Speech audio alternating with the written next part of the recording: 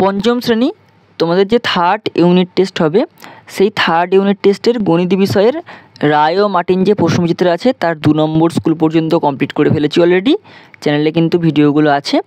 এবার এখন আমরা 3 নম্বর স্কুলটা কমপ্লিট করব। 3 নম্বর স্কুল কী আছে? Bankura Christian collegiate school. এই যে স্কুলটা 3 নম্বর স্কুল দেখো, বাঁকুড়া ক্রিশ্চিয়ান কলেজিয়েট স্কুল। আমরা এখন এই স্কুলটা কিন্তু কমপ্লিট করব। ওকে, চ্যানেলে কিন্তু এরকম পরপর ভিডিও পাওয়ার জন্য তোমরা কিন্তু অবশ্যই চ্যানেলটি সাবস্ক্রাইব করো এবং পাশ থাকা বেল আইকনটা কিন্তু প্রেস করে রাখো। আর এই ভিডিওগুলো কিন্তু তোমাদের বন্ধুদের মধ্যে শেয়ার করে দাও, যাতে তারাও কিন্তু সম্পূর্ণ স্কুলগুলো প্রশ্নচিত্রের কমপ্লিট করে ফেলতে পারে। ওকে, তো আমরা 3 নম্বর স্কুলটা এখন কমপ্লিট করি। একের দাগে দেখো কী দিয়েছে, সঠিক উত্তরটি নির্বাচন করো। কয়েকটা কী দিয়েছে দেখো, কোনটি সহস্রাংশের অর্ধেক প্রকাশ করে? এর মধ্যে কোনটি সহস্রাংশের অর্ধেক প্রকাশ করে? তো প্রথমেই আমরা জানি যে অর্ধেক ব্যাপারটা কি। একের দাগে দেখো কয়েকটা অর্ধেক ব্যাপারটা কি। অর্ধেক হচ্ছে কি, অর্ধেক কি? অর্ধেক মানে হচ্ছে দুভাগের এক ভাগকে আমরা বলি অর্ধেক, তাই তো? এখন প্রশ্ন হচ্ছে সহস্রাংশের অর্ধেক। এই যে আমি দাগ মেরেছি সহস্রাংশের অর্ধেক, তো সহস্রাংশের অর্ধেক কি? মানে 1/2 পিঠে 1, 2, 3টে শূন্য, তবে সহস্রাংশের অর্ধেক হচ্ছে। এখন যদি আমরা এই 1কে 2000 দিয়ে ভাগ করি কী হবে দেখো, যদি আমরা 1কে 2000 দিয়ে ভাগ করি, 0 খাই একটা শূন্য খালাম, 0 খাই একটা শূন্য খালাম, 0 খাই একটা শূন্য খালাম, আবার একটা 0 খাই একটা শূন্য খালাম। এবার দেখো এখানে 10,000 আছে, এখানে 2000 আছে, তাহলে কী হবে 5 দুগুণে 10,000। তাহলে উত্তর কত হচ্ছে 0.0005। ওকে, তাহলে সহস্রাংশের অর্ধেকের উদ্যোগ কত হচ্ছে? তাহলে ওখানে কী লিখব, অতএব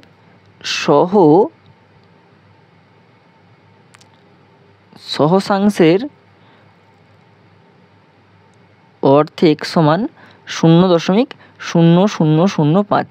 তাহলে অপশান কোনটা হচ্ছে? এখানে অপশান হচ্ছে হস্যইটা 0.0005।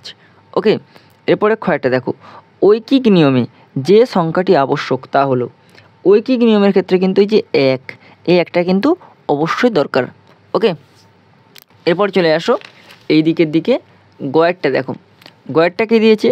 চতুস্তলক হলো এক প্রকার। চতুস্তলক কি? চতুস্তলক হচ্ছে এক প্রকার পিরামিড। চতুস্তলক কি? এক প্রকার পিরামিড। এবার দেখের পরেরটা, যে বৃত্তের ব্যাসার্ধ 7 সেমি তার ব্যাস হবে। যে বৃত্তের ব্যাসার্ধ 7 সেমি তার ব্যাস হবে। আমরা কি জানি ব্যাস, দেখো একটা যদি আমরা এখানে বৃত্তকে বুঝিয়ে দিই ব্যাপারটা না, এটা বৃত্ত আঁকলাম। এখন এটা কেন্দ্র, এই কেন্দ্র থেকে এইটাকে বলে ব্যাসার্ধ, এই কেন্দ্র থেকে এই পাশের এই পরিধি পর্যন্ত এটাকে বলে ব্যাসার্ধ। এখন ব্যাসার্ধ দিয়েছে 7 সেমি, তাহলে ব্যাস কত হবে? এই পুরোটা হচ্ছে ব্যাস হবে।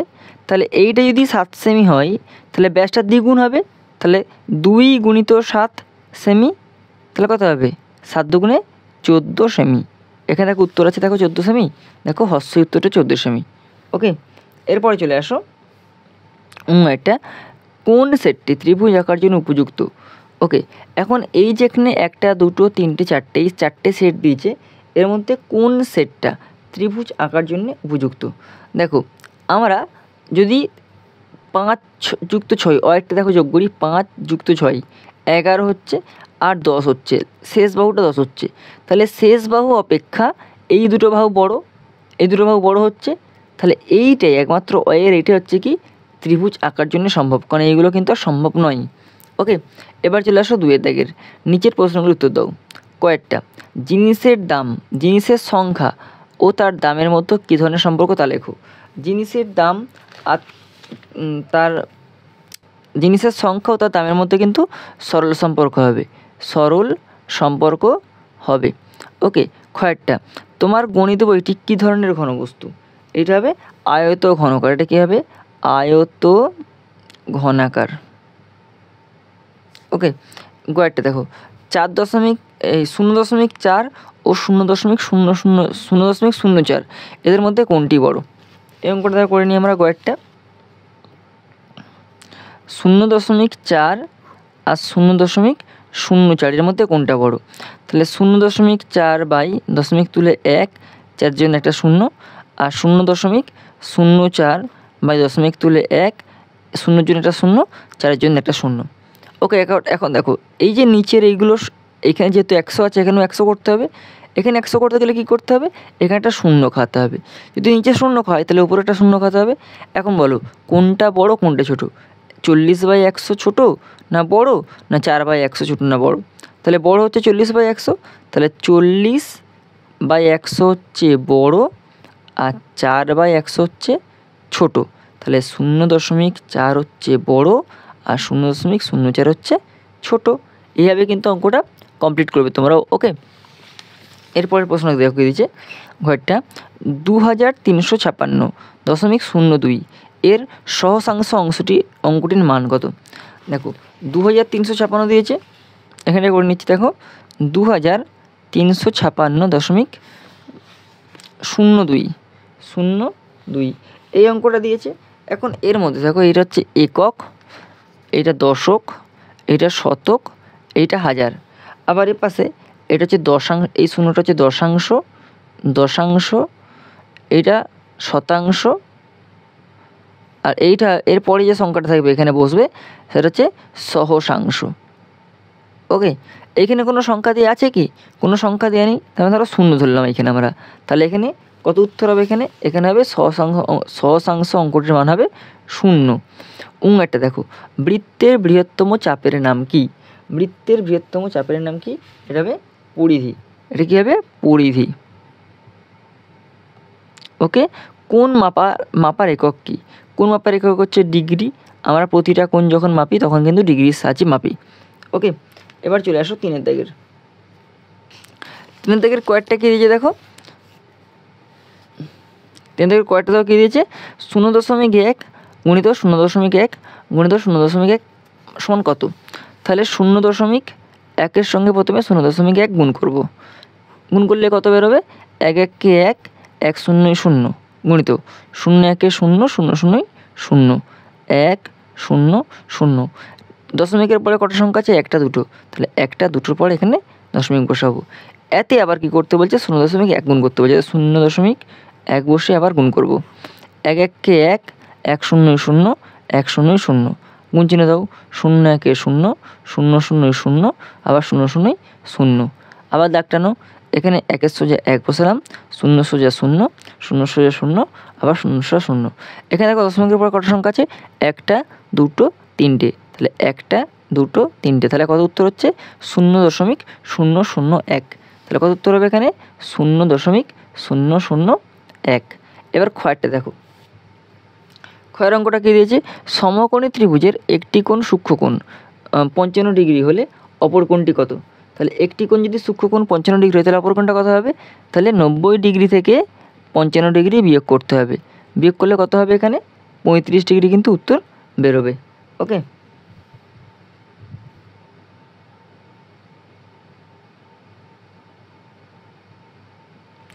এরপর দেখো একটা, 1 ডজন কলার দাম 48 টাকা হলে 1 জোড়া কলার দাম কত? তাহলে 1 ডজন, তাহলে অঙ্কটা কী করে করবে? এভাবে দেখো করে নিচ্ছি আমরা।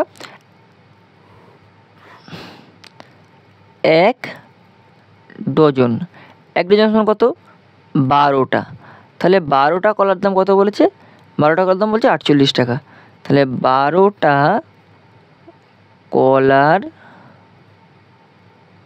দাম 48 টাকা। তাহলে 12টা কলার দাম 48 টাকা হলে 1 জোড়া, তাহলে একটা কলার দাম কত হবে? 48/12 টাকা।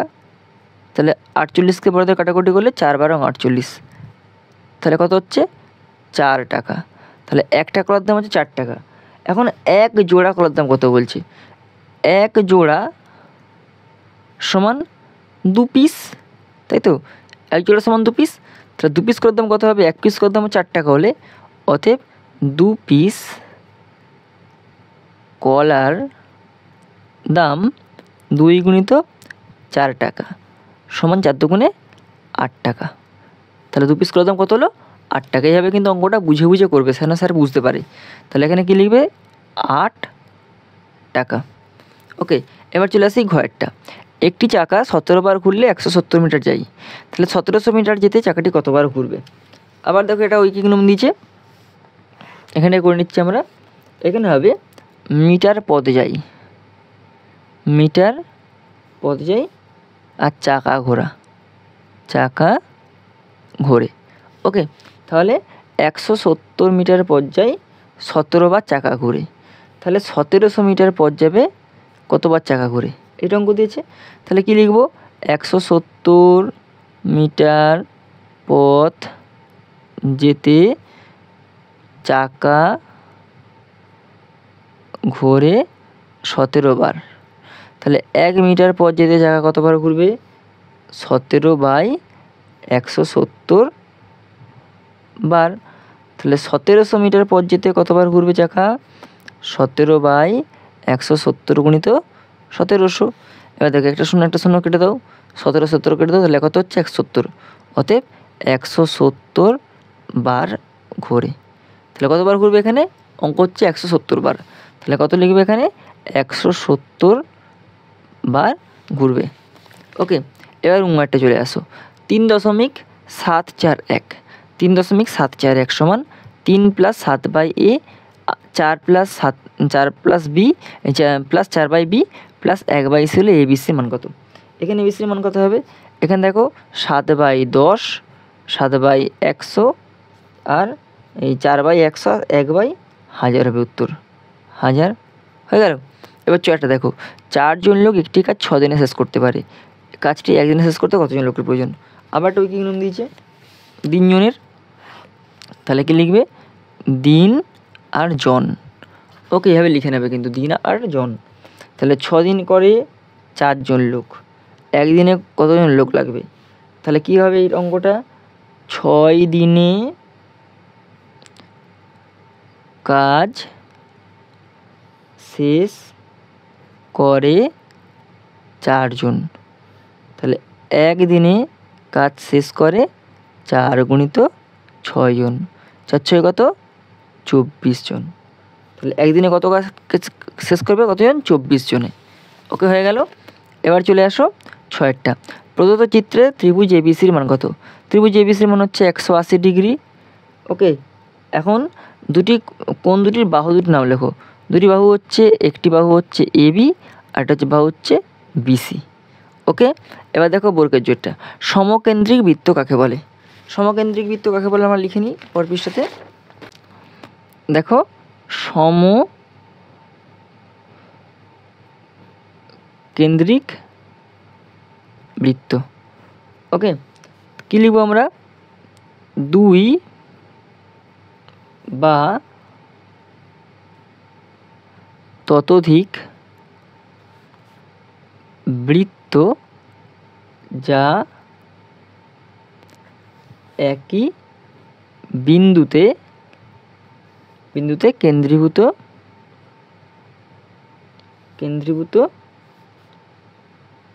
থাকে